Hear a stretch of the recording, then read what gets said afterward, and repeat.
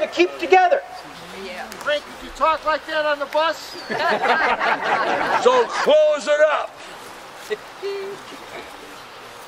You can imagine how a group like this can telescope.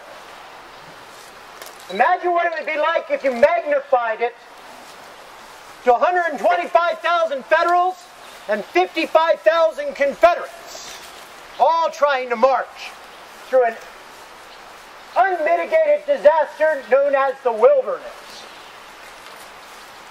But yet these armies are going to be fast and efficient because they're veterans. You guys are veterans. So over the next couple days, I expect you all to be fast and effective and furious too. So we're going to be moving quickly and moving well. May 1864. Robert E. Lee's Army of Northern Virginia, 55,000 men. They've been holding the Rappahannock and Rapidan River line now off and on for about a year and a half. They have fought battles along this river at Fredericksburg and Chancellorsville and met with great success. The brilliance of this river line is that any Union Army driving south will, by necessity, have to cross these rivers. It will slow them down, it will bottleneck them, and will give the Confederates an opportunity in which they can mass their forces and crowd that Union Army up against the banks, where the Union Army cannot maneuver and cannot bring its total force to bear. The wilderness of Spotsylvania, a 75 square mile area of pure, dense, mean-spirited second growth, where very few people can live and almost nobody will ever thrive. It will be one of those areas that protects the Confederate flank. It will be difficult to maneuver through. It will be the most unlikely area of fighting. It will relegate troops to roads and string them out in columns.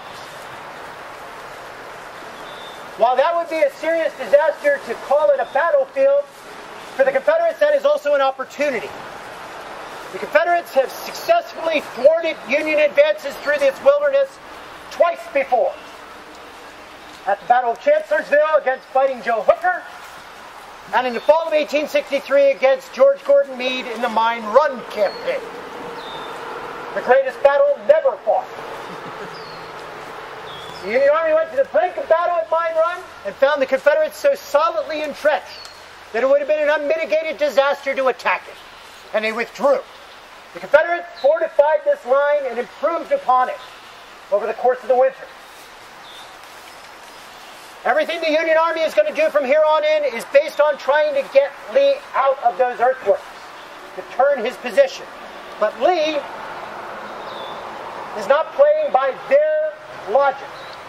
He has an entirely different motive out here. He is going to use Mine Run not as a defensive base, but as a springboard for an offensive thrust. When he hears that the Union Army is crossing at Germanna Ford here, and further down at Ely's Ford, to the east, he knows that the Union Army is on the march, and he sets out to intercept them. North Carolina cavalry has been observing from this point, not stopping them, not even engaging them, but observing them, reporting to Lee, and letting Lee make a mature decision to come forward and engage the Union Army inside the wilderness, to trap them, so that he can successfully block the few roads through the wilderness that lead south, contain the Union Army in a nightmarish thicket, which will mitigate the Union artillery, thwart the Union cavalry, and relegate this to an infantryman's fight, and the best odds that Lee can hope to gain. The brilliance of being the Confederate attacker, as with all of Lee's campaigns in the springs of 1862, 63, and 64, is that if the Confederates can seize the initiative early, the Union Army will be in a reactionary role, and Lee gets to decide the where, the when, and the how. Having those three things in your back pocket means that you know exactly where to allocate your troops to make a decisive impact. When the Confederates are outnumbered, they need to be on the offensive, not the defensive. On the defense, you have to be strong everywhere.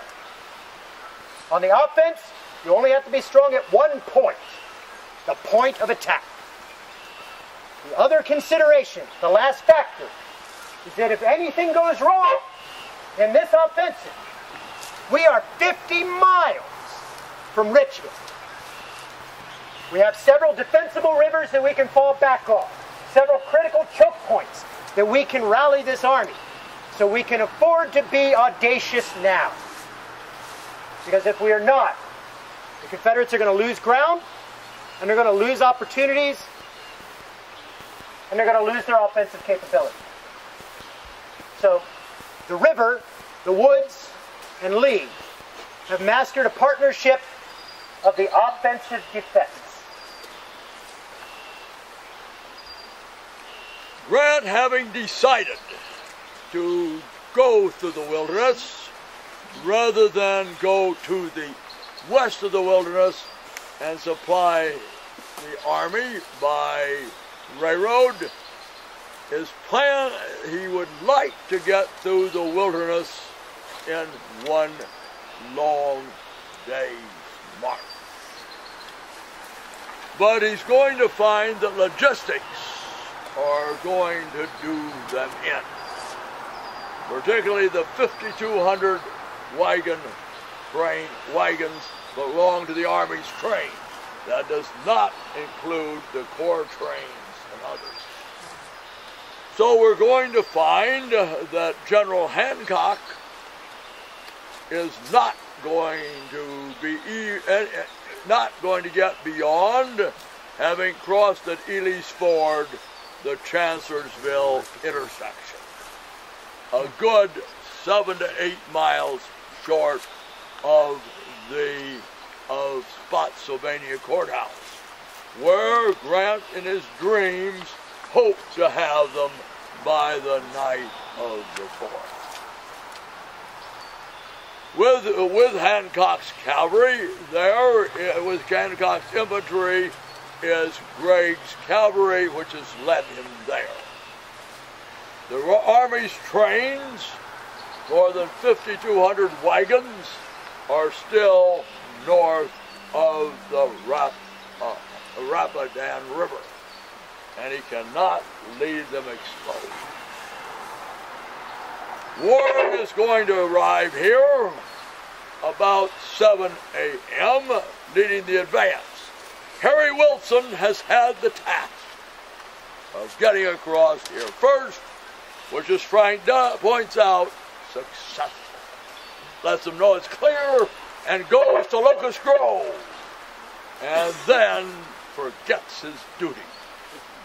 He does not stay at Locust Grove, does not leave any men at Locust Grove, and by nightfall on the 4th, he is at Parker's Crossroads, and will leave Parker's Crossroads on the morning of the 5th, leaving the 5th New York. At least he left one regiment there, and will go over to the Catharpin Road, which Longstreet is moving on, and has removed himself from the picture. When Warren gets here, the last of Warren's men will be across the river at 1 o'clock. When he crosses, Sedgwick starts crossing, and Sedgwick will not complete crossing the river here until dark on the 4th. General Burnside, coming from Fauquier County, will not arrive here until the morning of the 5th. He will not participate in the fighting on the 5th. So, as again, the Union Army, the staffs, as you would expect, are loyal to the principles. Meade's staff has little use for Grant, or suspicious of Grant, and they definitely do not like Grant's staff. Grant's staff has their loyalty to Grant, and they do not, or have some lack of confidence in Meade, and they detest Grant's staff. So, looking at the army as it crosses, Grant and Meade will spend the night on this side of the Rapidan River.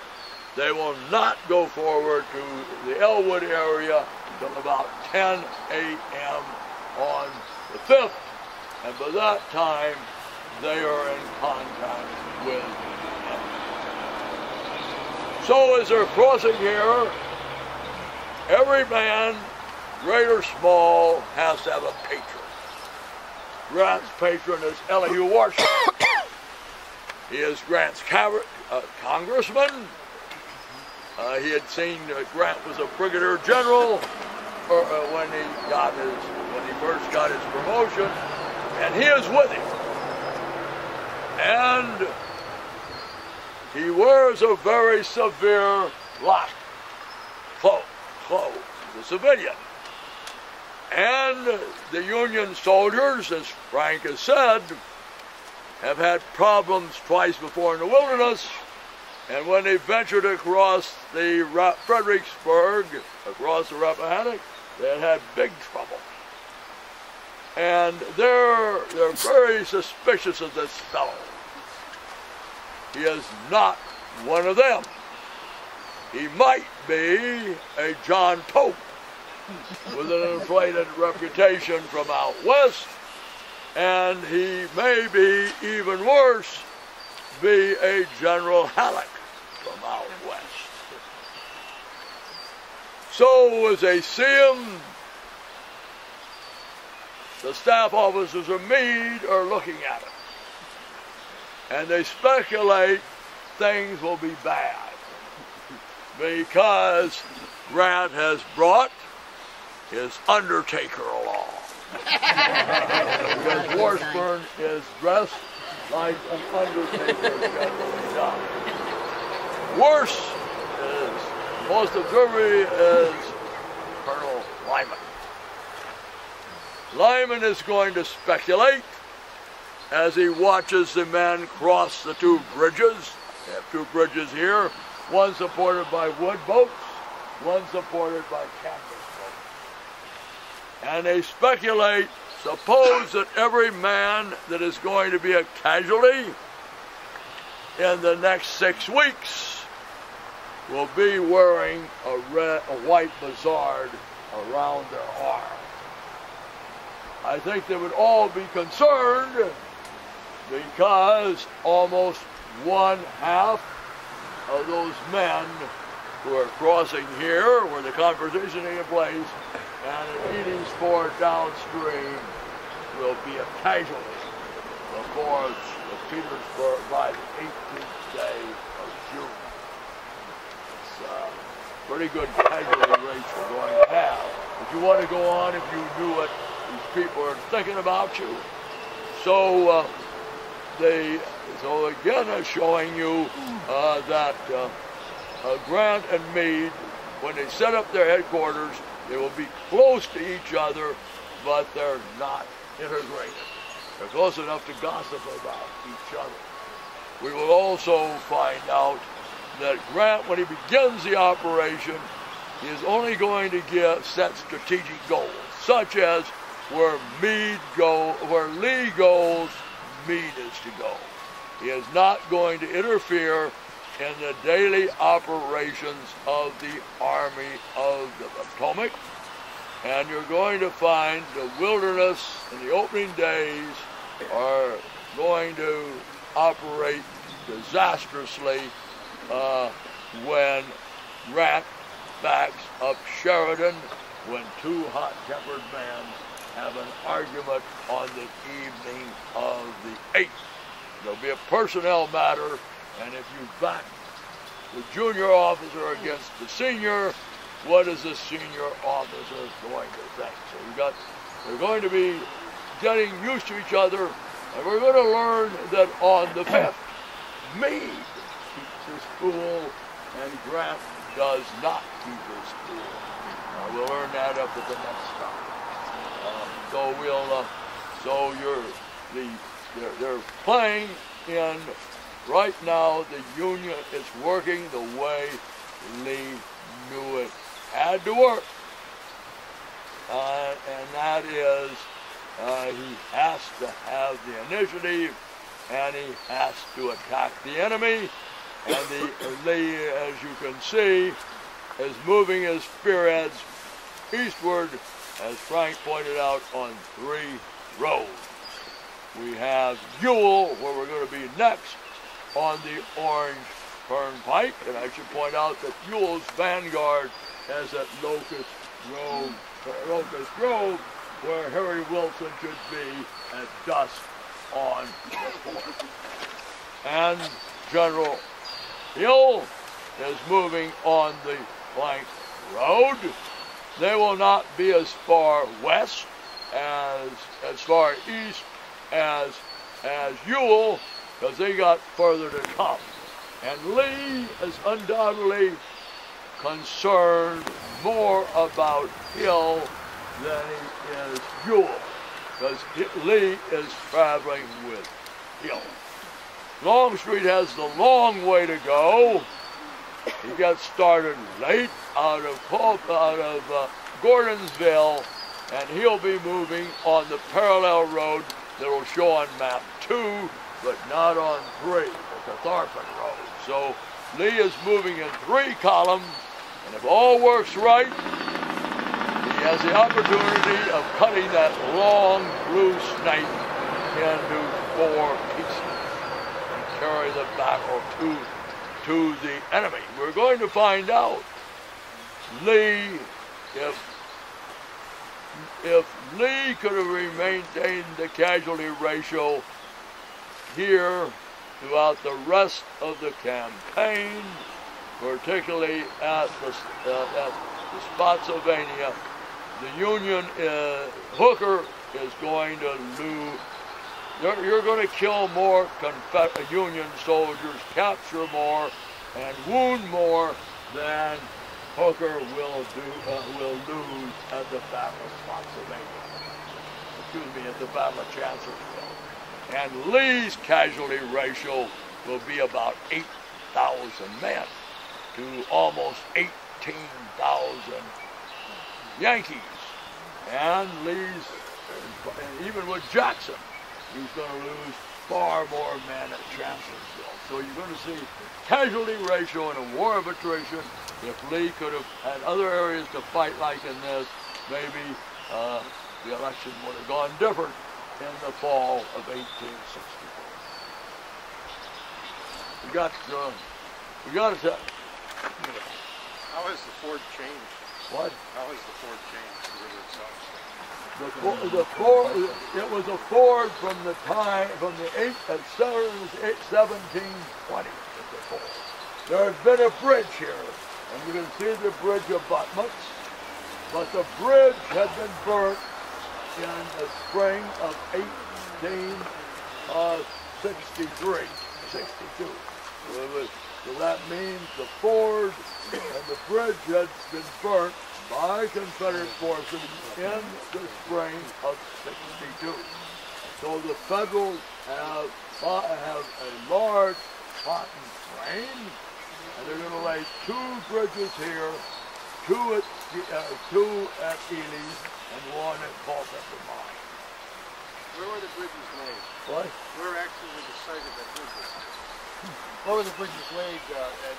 Well, if you walk down there, and we don't have time to walk down there, because everybody will walk down there. It's the yard, and we will be way behind down. So the bridges, the upper bridge would be just upstream from where the present highway bridge is. And the lower bridge would be downstream from the present highway bridge. On either side of the present highway. What? And there are pictures of it from where they took it. Where did they actually cross? Right here? What? Did they cross right No, here? they cross, you want to say, about 100 and 150 yards below us. But with 100 people, and we walk them down there, we have shot ourselves in the foot on today. So, what? From the time they first started crossing to the last Union troops. Well, the last Union troops will not leave here because it's going to be the Black Division, commanded by General Ferrero, and they will not leave here for some 4 days after. And remember, Burnside will not cross until the 5th. Any other questions? We'll take one question and Frank will answer it. He's succinct, and then we have to go. Did they pull these bridges up? Pretty representative of what it looks like now. The question about the undergrowth here is that the wilderness is, again, a 75 square mile area. It is a pure, dense, tangled thicket, but it is not all of the same growth. A lot of this area was blessed with a tremendous amount of iron ore, so a lot of iron furnaces cropped up. Part of the reason Germanofort is Germano is that there was a German community here to work on the iron in the colonial period.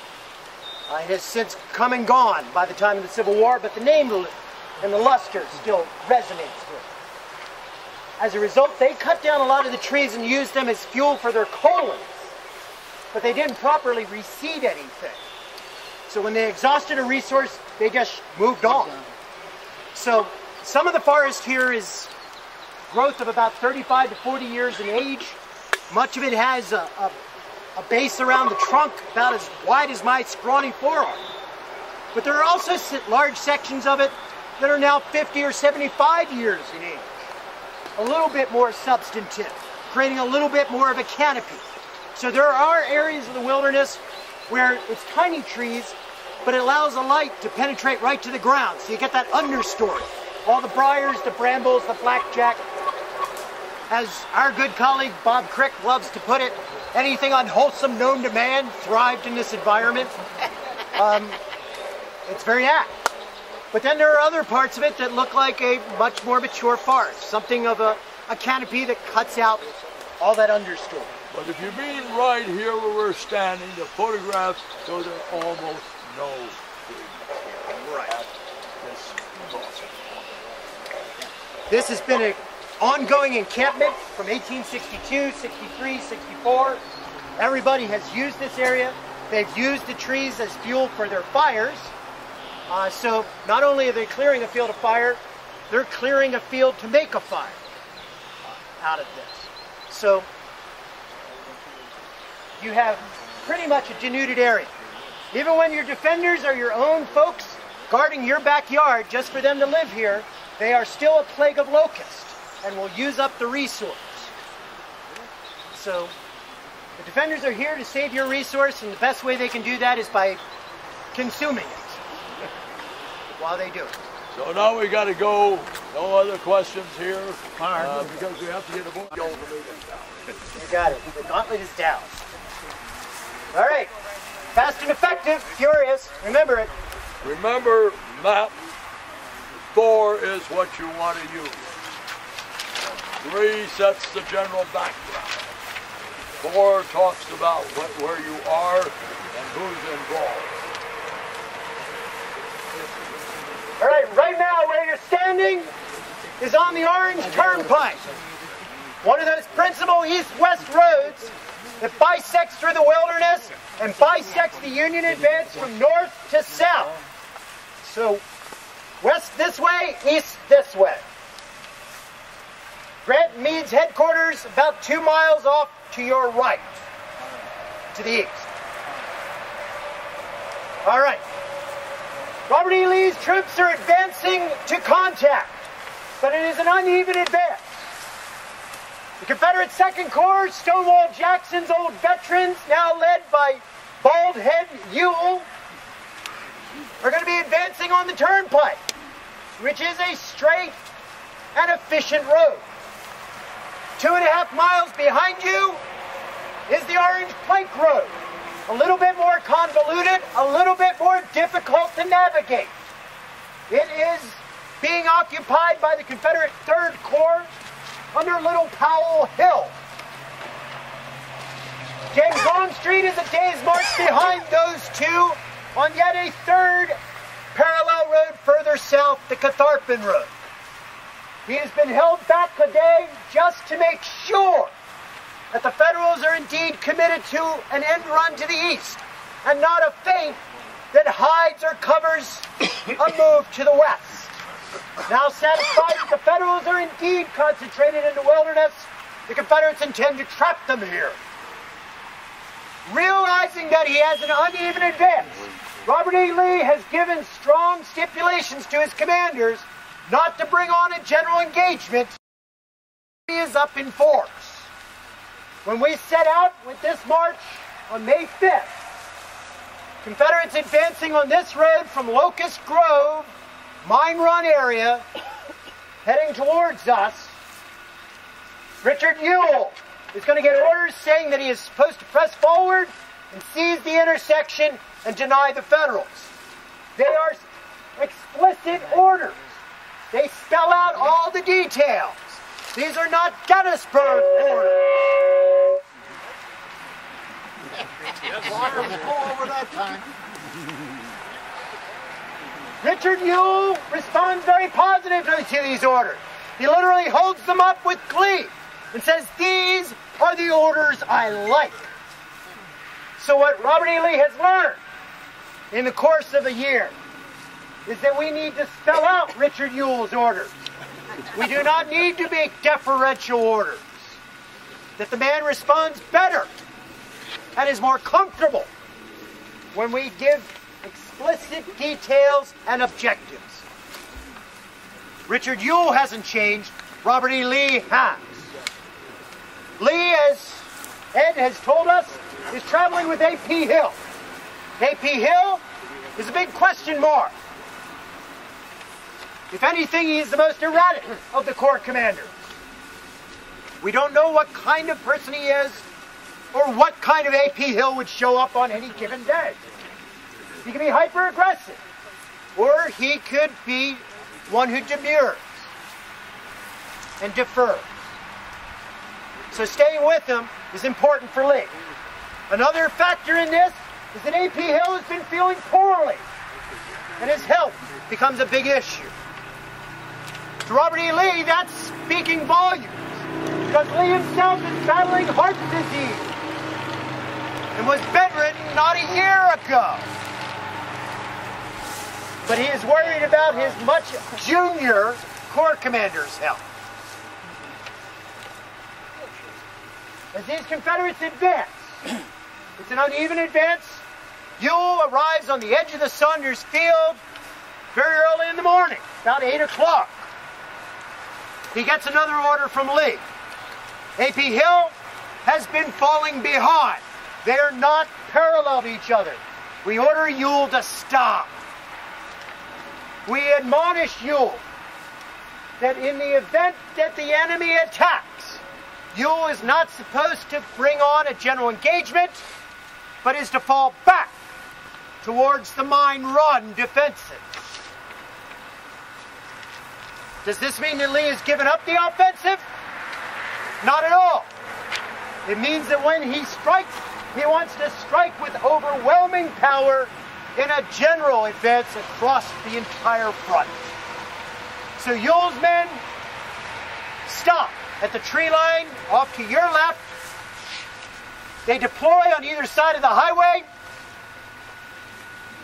and they are not ready to defend this spot so much as to use it as a springboard for their eventual advance. Their goal, their objective, is just 2 miles down this road. They are not satisfied to stay here. They are compelled to stay here until A.P. Hill is ready to advance with them. So, Ewell's troops located here at Saunders Field are in a state of limbo until we get other word from Lee. Now, Early, in the morning, Grant and Meade are back at Germanna Ford. They are on near where you were at the museum. Grant gets a little nervous when the army, when he learns that Crawford, on reaching Mountain View and the tuning farm, has sighted Union cavalry falling back in front of Confederate infantry. He sees I'm in a good position there to strike the enemy in the flank, and he's going to send several successive couriers back to Elwood, the Lacey House, to seek permission to press on to Parker's store.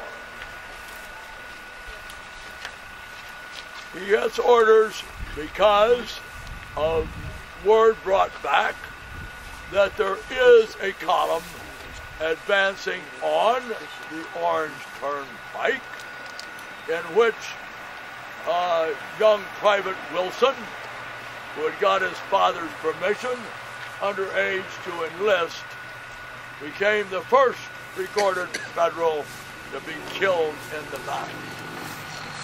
When Grant and Meade and their staffs arrive at Elwood, they will have a meeting. They know their Confederate forces advancing on the turnpike and along the plank road. They know that Buell is further advanced, so Griffin will get orders from General Meade to do something about it. Grant is not happy. So Meade will tell General Griffin. Griffin is from Ohio, a career Army man or an artillerist married to a trophy wife. And Griffin does not suffer fools gladly. And his orders he will get from General Meade is he's going to head west on the turnpike. He'll be covered on he has no worry about his left flank, because shortly thereafter, General Wadsworth, who had been military governor of Washington and had dropped out briefly of the military to run for governor of New York in '62, from Geneseo, New York, in his mid-50s, one of the wealthiest men in the United States.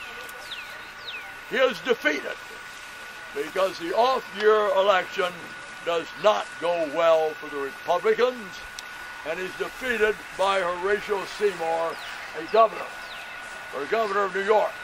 So he comes back to duty and is now leading the 3rd Division of the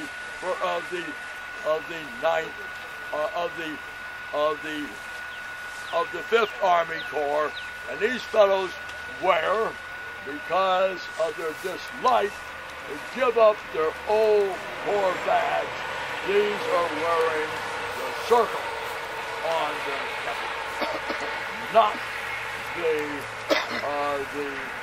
Maltese cross. So and then more important, and it's going to give me the big advantage by 2 circles. Because the next orders to Griffin are General Sedgwick, who has left the south side, has left his camp area on the south side of Germanna Ford, is to turn his corps into the Culpeper Mine Road. The Culpeper Mine Road cuts across the hypotenuse formed by the Germana Plank Road, coming from northwest to southeast, and the Plank Road coming from the west. He's assured that General Sedgwick will cover your right. The wilderness is going to do just as General Lee hoped it would, be a bigger problem for the enemy than they are to the Federals. So as the Federals advance westward, the lead division will be commanded by General Griffin. And when Griffin reaches the edge of the woods, not these, this is just some shade trees around the interpretive center, but about a half a mile further to the east of us is a rise. And his men, like the 18th Massachusetts, informed them the Confederates are in the woods to the far south end of the field. So the 1st Brigade to arrive is Romaine Ayres. Ayres has with him 4 battalions of regulars. The regulars are enlisted for 5 years, and they are small battalions because people do not choose to enlist in the regular army, because many volunteer units get bonuses, big bonuses if you're from a big city like New York, and they also are in for a 5-year enlistment. So he is going to deploy, have his men deploy, and they're going to guide on the road, the turnpike. So on the right, as they deploy, will be the 140th New York, the Rochester Regiment. They cannot be led by Patty O'Rourke anymore, because he was killed at Gettysburg, but they're led by Patty Ryan now. They wear a modified Zouave uniform. On the right are going to be the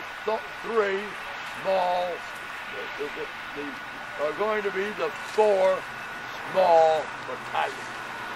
And they are going to reach out with the right toward the tree line here.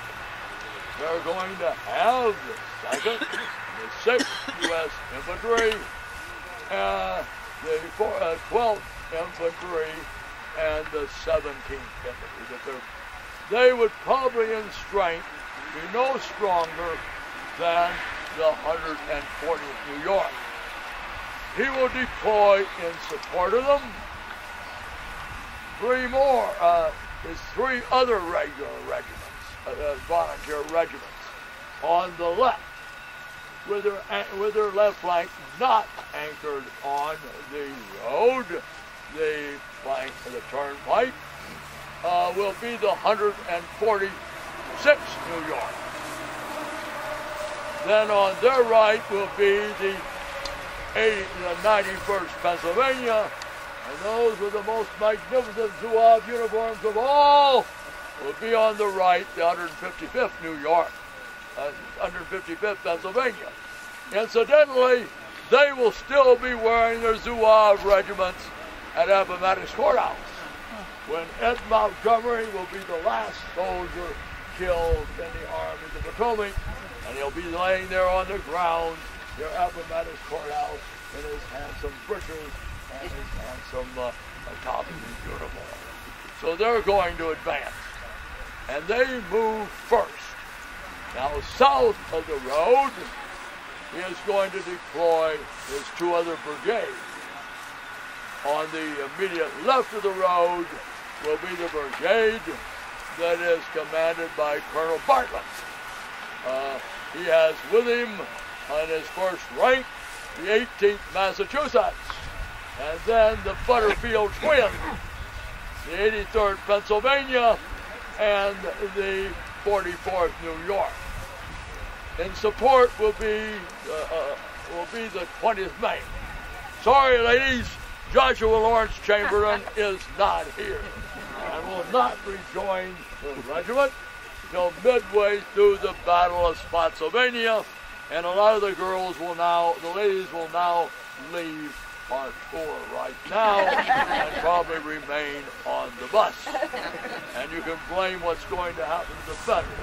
So in support of the will be Schweitzer's brigade, and they're going to advance. They will now notice here a very important feature, and this is what is important to walk the battlefield.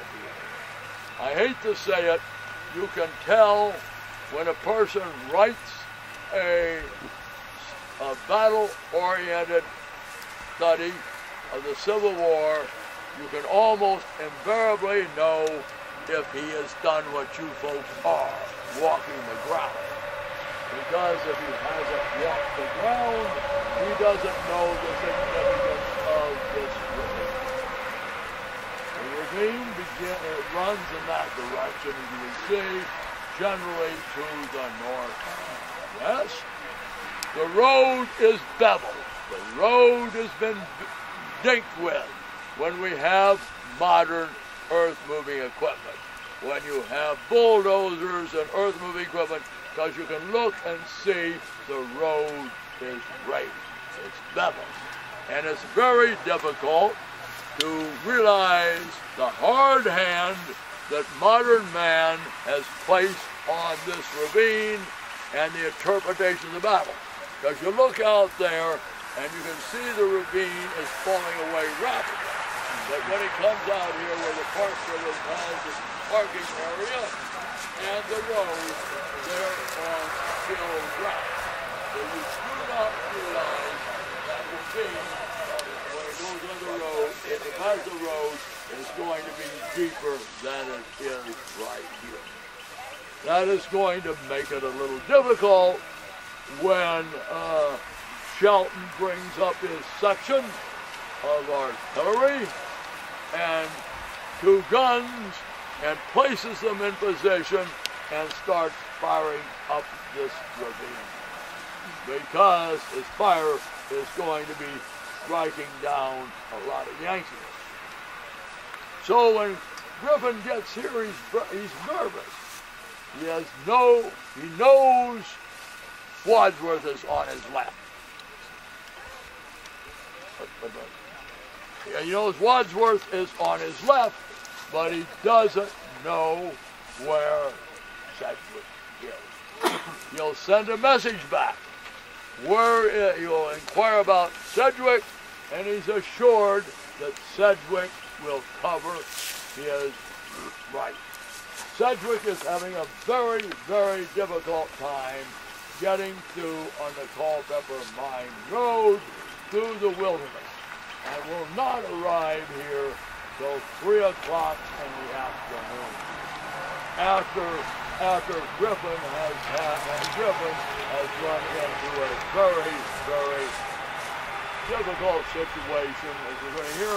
Bartlett looks like he's going to maybe win one, but Ayers is going to have very, very hard going, because as we move forward, we number over 100 people, and so multiply our 100 by 5 and add 50, and we'll have the same number of people as the 140th New York. And they will be advancing in the linear formation, elbow touching elbow, endeavoring to keep their left flank on the turnpike. Now, particularly where they give you the false idea, look how the terrain has been shaped by that road there.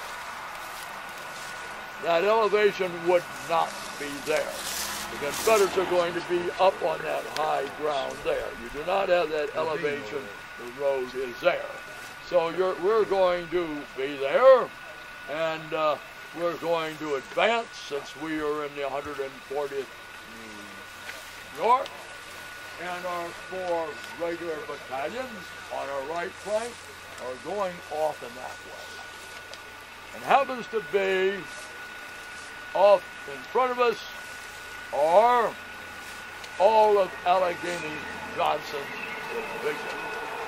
And as Frank is going to point out, they are going to have 2.5 of their brigades in the woods with nobody to the front. And that means, as the battle is going to develop, they're soon going to come out of those woods and strike the Union in the flank.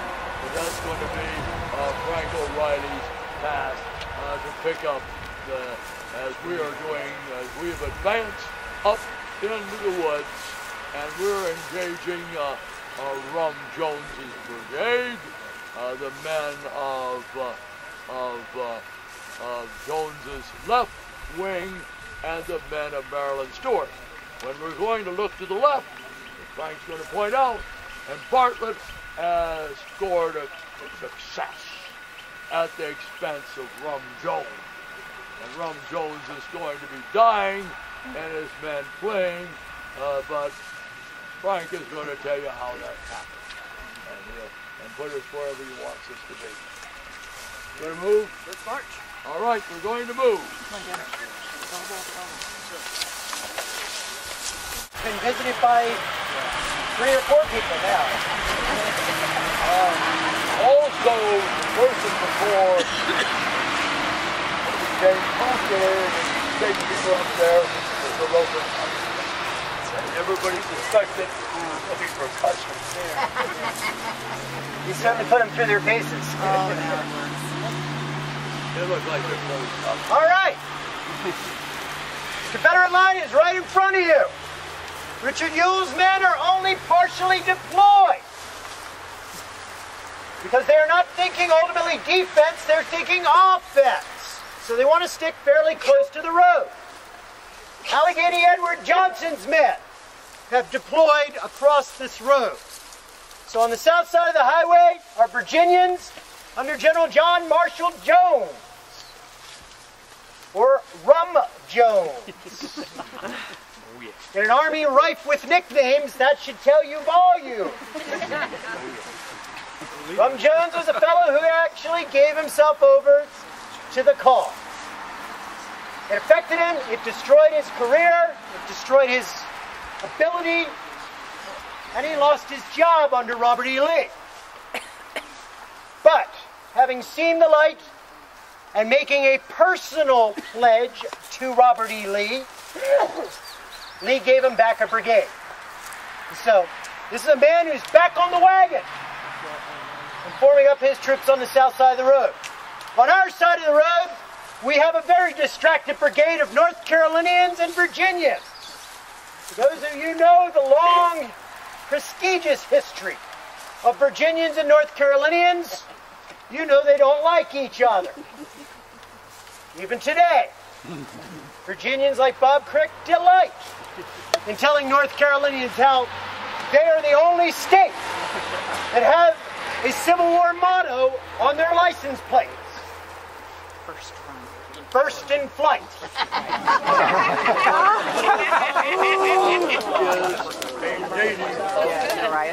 I am being very kind. I'm not going to talk about that. It's only a Virginian by accident.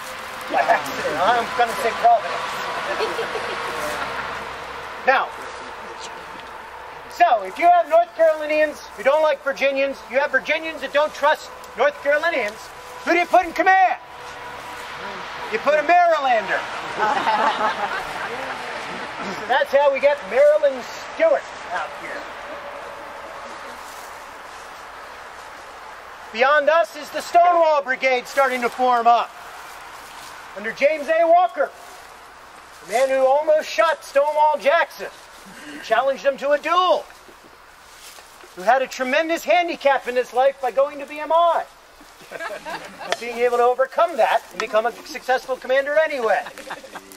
He has now been granted a special place with the brigade. He too is named Stonewall. They call him Stonewall Jim. And his troops are deployed. As these troops sit here and while away the hours from 8 a.m. to 9 a.m. and nothing happens. 9 a.m. to 10 a.m. nothing happens. 10 a.m. to noon. And noon to 1. Here we go again. Nothing much happens. How do the troops spend their time? Some of them are just going to rest and relax in the woods. Conserve their energy because they're going to be making an attack at any time. Others insist on their troops entrenching because idle hands are the devil's work. And by keeping them busy, it keeps discipline. Rum Jones' men relax. Maryland Stewart's men dig. Just inside the woods in front of you. They don't get a chance to attack from here because Charles Griffin makes his attack first.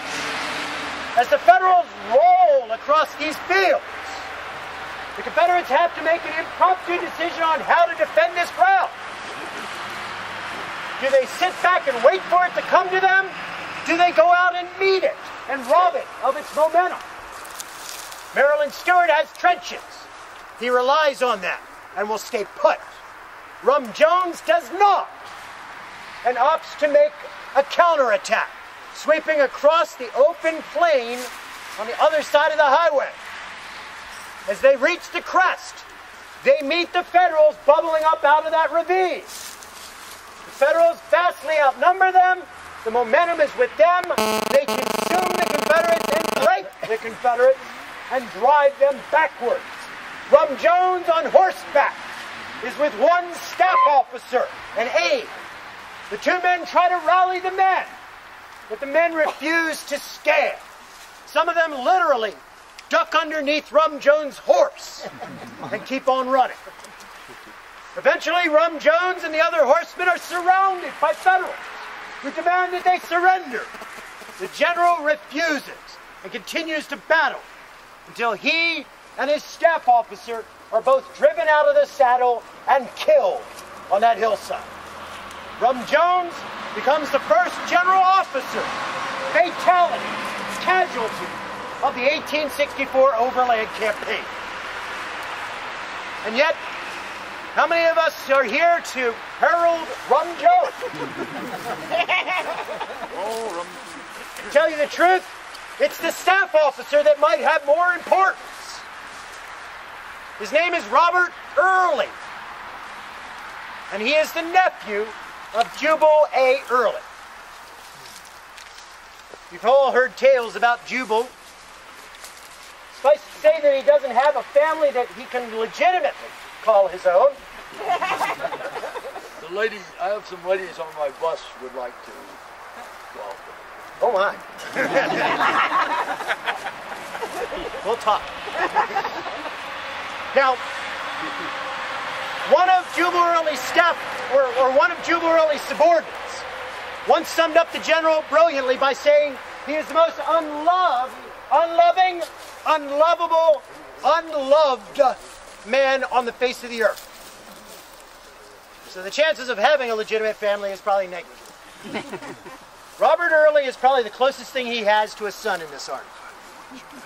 And he dies in the opening moments of the first act of the Overland Campaign. That very well might affect his psyche to a certain degree. Perhaps give us an uncharacteristic reticence that we're not familiar with Jubal Early when we see him on May 5th and May 6th, when the Union right flank dangles above us as an opportunity. The Union attackers are eminently successful on the south side of the road. Bartlett's men drive the Confederates into the woods and pursue them.